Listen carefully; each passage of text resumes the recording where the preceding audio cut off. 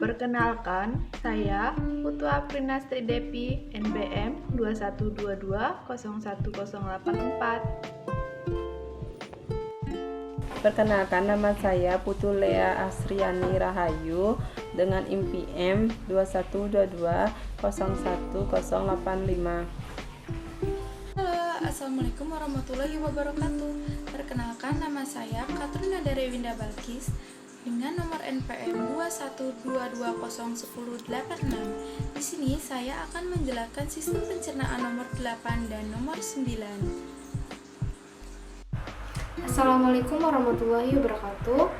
Perkenalkan, saya Konita dengan NPM 2122011087 dari mahasiswa Fakultas Kesehatan Program S1 Keperawatan Universitas Jenderal Ahmad Yani Yogyakarta.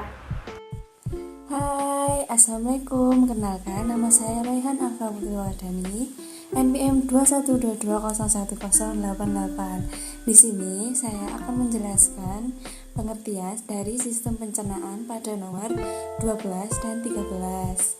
Jika kalian ingin tahu apa itu nomor 12 dan 13, ikutin terus videonya.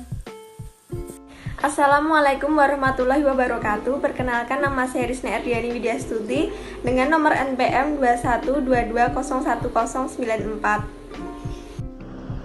Assalamualaikum warahmatullahi wabarakatuh. Izin memperkenalkan diri, nama saya Rita Fatmasari dari Prodi S1 Keperawatan Universitas Jenderal Ahmad Yani Yogyakarta, nomor NPM 2122011095. Perkenalkan, nama saya Riwanda Oktasari dengan NPM 2122011096. Assalamualaikum warahmatullahi wabarakatuh. Perkenalkan, nama saya Rizky Ulianisa Pegrianti dari kelas B NPM 2122011097. Hai semua, perkenalkan nama saya Rosita Nelasari dengan NPM 2122011098.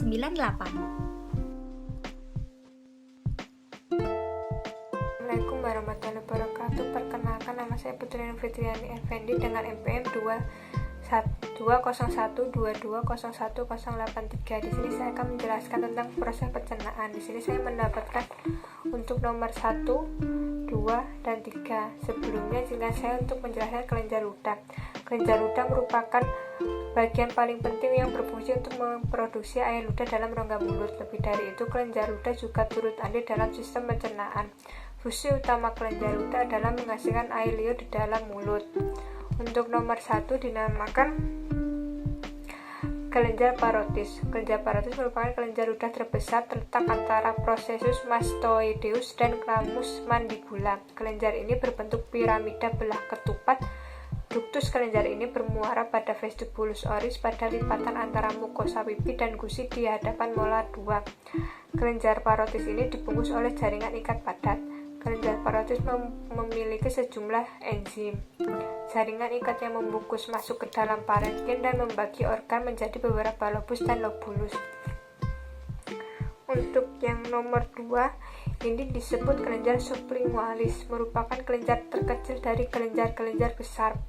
Terletak pada dasar rongga mulut, di bawah mukosa dan mempunyai saluran yang disebut ductus rivinus. Ductus ini bermuara pada rongga mulut di belakang muara ductus Wharton pada frenulum lidah.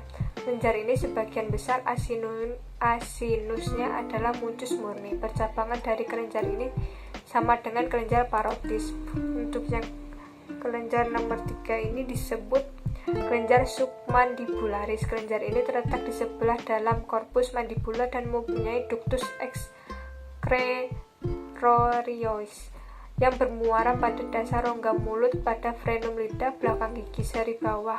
Kelenjar ini merupakan yang memproduksi air liur terbanyak. Sekian dari penjelasan saya dan setelah ini akan dilanjutkan oleh rekan saya. Terima kasih. Bagian yang keempat ada faring. Faring adalah rongga yang menghubungkan rongga mulut dengan kerongkongan atau esapagus. Panjang faring adalah 12 cm. Organ yang penting di dalam faring adalah tonsil. yaitu kumpulan sel limfe yang berfungsi mempertahankan tubuh dari infeksi. Bagian-bagian faring yang pertama ada nasofaring menghubungkan hidung dengan faring.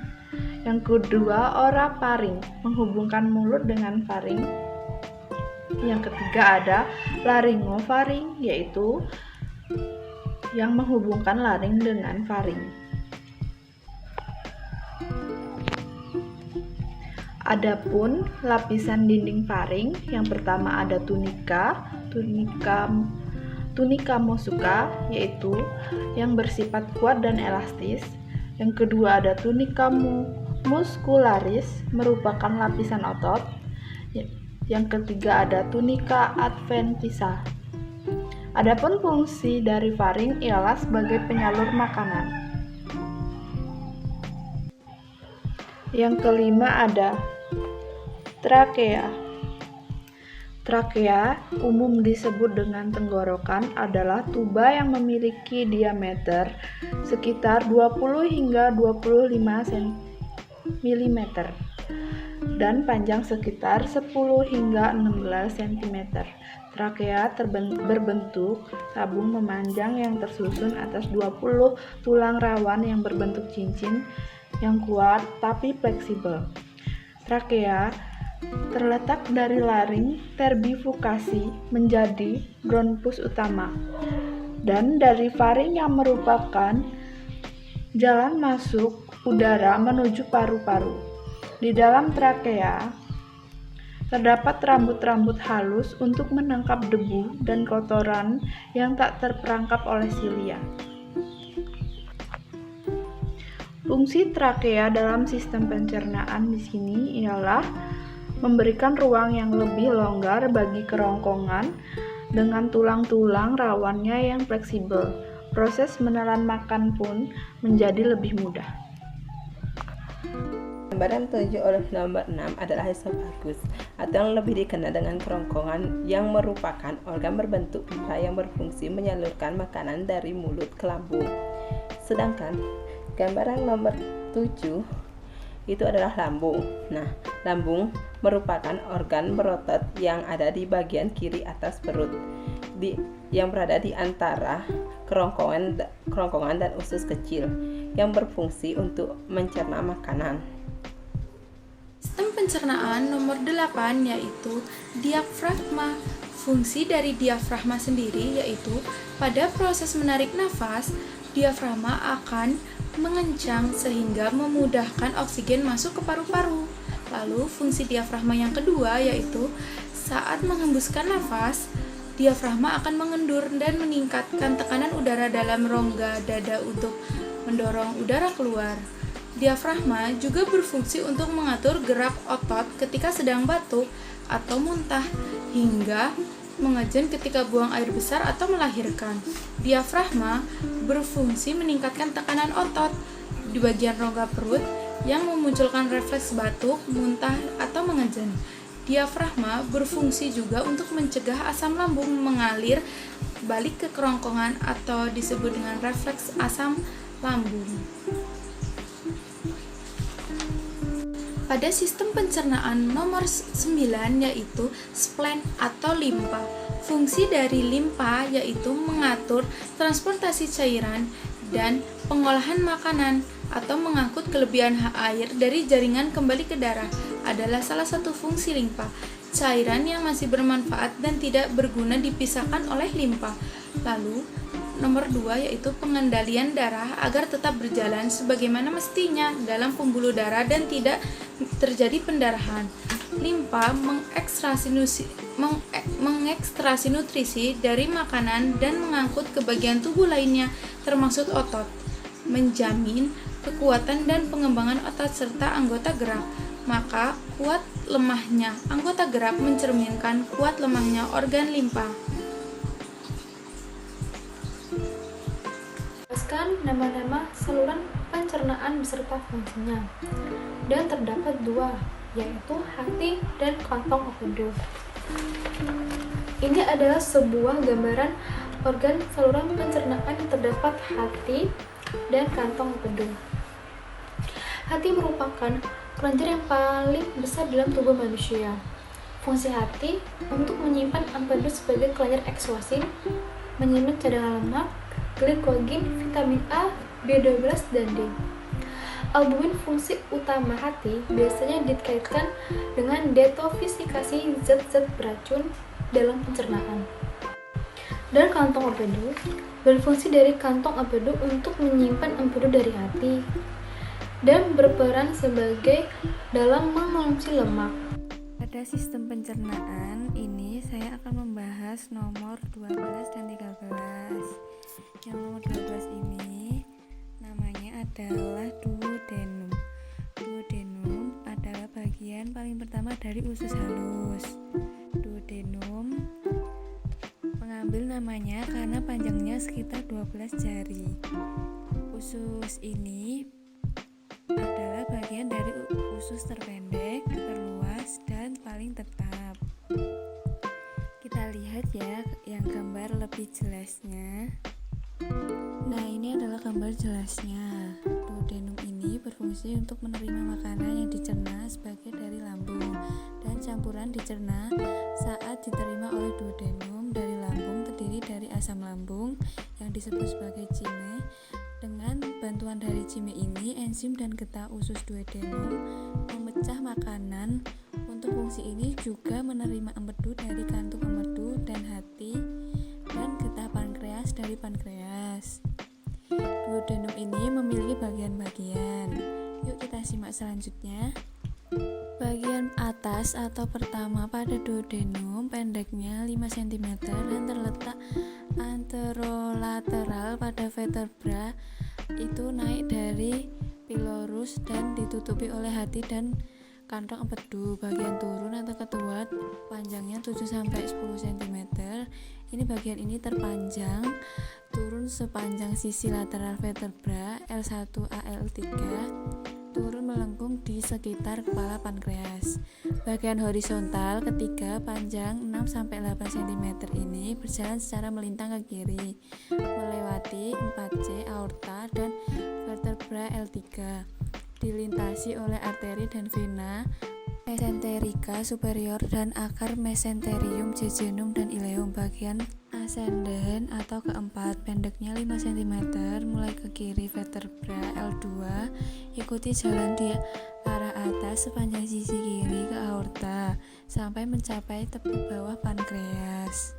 Kedua yaitu nomor 13. Pada nomor ini namanya yaitu saluran empedu. Kita lihat yuk gambar yang lebih jelasnya.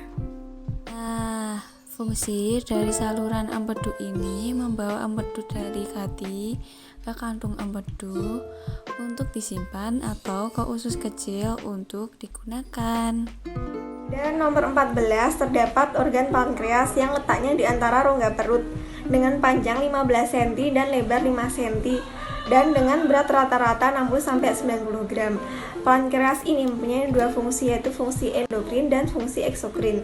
Pada fungsi eksokrin, pankreas menghasilkan enzim pencernaan yaitu lipase, yaitu menguraikan lemak menjadi molekul yang lebih kecil atau asam lemak. Kemudian enzim amilase yaitu mengubah karbohidrat menjadi glukosa. Kemudian ada enzim protease dan tripsin yaitu mengubah protein menjadi asam amino. Nah, fungsi yang kedua yaitu endokrin. Pankreas menghasilkan insulin dan glukagon tanpa melewati duktus yang membantu metabolisme karbohidrat.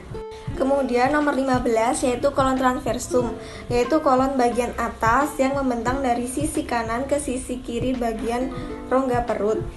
Nah, makanan yang diantarkan oleh kolon ascendant menuju kolon transversum melewati gerakan peristaltik.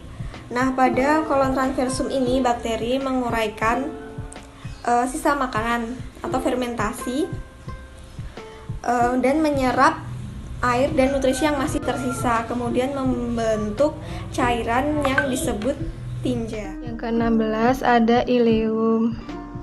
Ileum merupakan bagian akhir dari usus halus yang berperan sebagai penghubung dan melanjutkan makanan yang sudah dicerna ke dalam usus besar. Fungsi dari ileum tidak berbeda jauh dengan jejunum, yaitu melanjutkan proses penyerapan nutrisi ke dalam aliran darah. Ileum memiliki ujung dari bagian usus kecil yang terbuka dan terhubung dengan usus besar. Yang ke-17 ada kolon ascendens. Kolon ascendens merupakan bagian paling besar dari usus besar.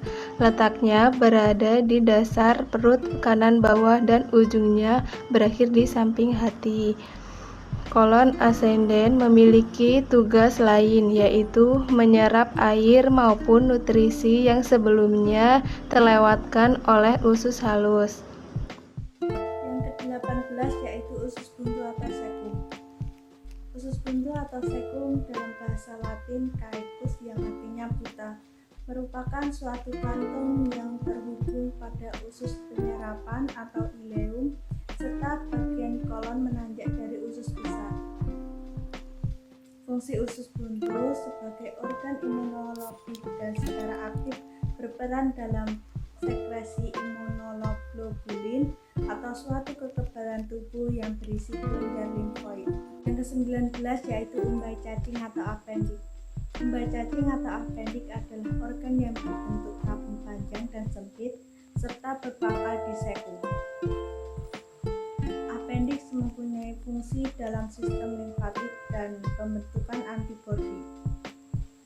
Umbai cacing terbentuk dari cecum pada tahap embrio. Kolon descendens panjangnya kurang lebih 25 cm terletak di bawah abdomen bagian kiri, membujur dari atas ke bawah dan flexura lienalis sampai ke depan ileum kiri. Bersambung dengan kolon sigmoid, kolon descendens berfungsi sebagai tempat menampung feses sementara sebelum diteruskan ke bagian rektum. Kolon sigmoid merupakan lanjutan dari kolon descendens terletak miring dalam rongga pelvis sebelah kiri.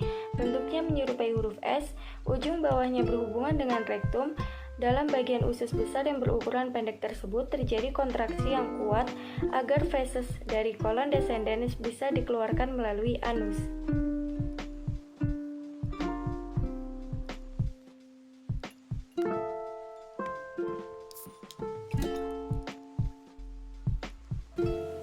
Rektum adalah bagian bawah usus besar yang berukuran sekitar 15 cm dan terhubung dengan kolon sigmoid. Bagian usus besar ini berfungsi untuk menerima dan menyimpan limbah dari kolon hingga tiba saatnya dikeluarkan oleh tubuh melalui anus. Ketika ada limbah seperti gas atau tinja masuk ke dalam rektum, akan ada sensor yang mengirimkan rangsangan ke otak. Selanjutnya, sistem saraf pada otak akan memberikan sinyal kapan gas atau tinja tersebut dikeluarkan. Berikutnya, anus. Anus adalah bagian akhir dari usus besar. Ketika rektum sudah terisi penuh dan tinja siap dikeluarkan melalui anus, Anda akan merasakan mulas dan muncul dorongan untuk buang air besar. Proses pencernaan dan pengolahan makanan hingga menjadi tinja umumnya memerlukan waktu kurang lebih 30-70 jam.